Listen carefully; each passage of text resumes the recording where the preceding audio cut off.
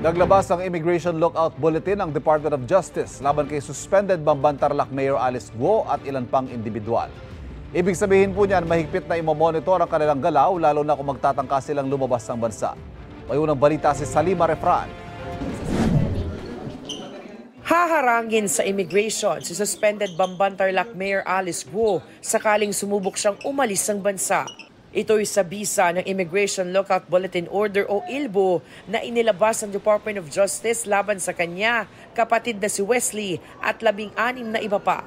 Nasa ILBO rin si dating Technology and Livelihood Resource Center o TLRC Deputy Director General Dennis Cunanan, mga business partner ni Guo at iba pa mga respondent sa reklamong qualified human trafficking, bunsod ng mga iligal na aktibidad sa sinalakay na Baofu compound sa Bamban. Ang issuance ng Immigration Lookout Bulletin ay for high-profile cases, lalo po yung mga kaso na may flight risk ang mga persons involved. Kailangan ma-check ng immigration officers po natin up to the last minute kung merong freshly issued warrant of arrest, hold departure order, or any kind of order against the individual, o kaya naman po matingnan mabuti at ma-scrutinize ang kanilang mga documentation. Nagdagdag naman ng respondent sa inihaing human trafficking complaint ang PNP-CIDG at PAOK. Pero tumanggi muna silang ihayag kung sino ang mga ito. Samantala, ibinasura ng Office of the Ombudsman ang inihaing motion for reconsideration ni Guo kaugnay ng 6 na buwang preventive suspension laban sa kanya, sa Municipal Legal Officer at Business Permits and Licensing Officer ng Bamban.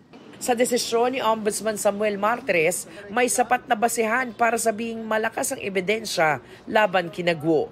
Undeniable o hindi raw maitatanggi ang business interest ni Guo base sa mga nakalap na dokumento. Nakapag-operate raw ang Pogo Hub sa mga permit na ibinigay ni Guo at ng LGU ng Bamban. Banta raw ang pananatili sa pwesto ni Guo at 2 pang kasama sa mga posibleng saksi at mga dokumento sa kaso. Sabi naman ng kampo ni Guo, natanggap na raw nila ang order ng Ombudsman. Nakakaramdam ng kalungkutan ng mayora, lalo't sunod-sunod ang paghahain ng kaso laban sa kanya.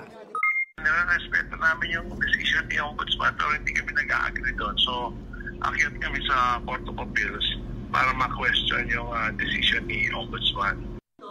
Samantala, wala pang reaksyon sa inilabas na ILBO laban sa kanya si Guo. No comment naman daw dito si Cunanan. Ito ang unang balita sa Salima Refran para sa GMA Integrated News. Kapuso, para laging una ka sa mga balita, bisitahin at mag-subscribe sa GMA Integrated News sa YouTube. Sa mga kapuso abroad, samahan nyo kami sa GMA Pinoy TV at sa www.gmanews.tv.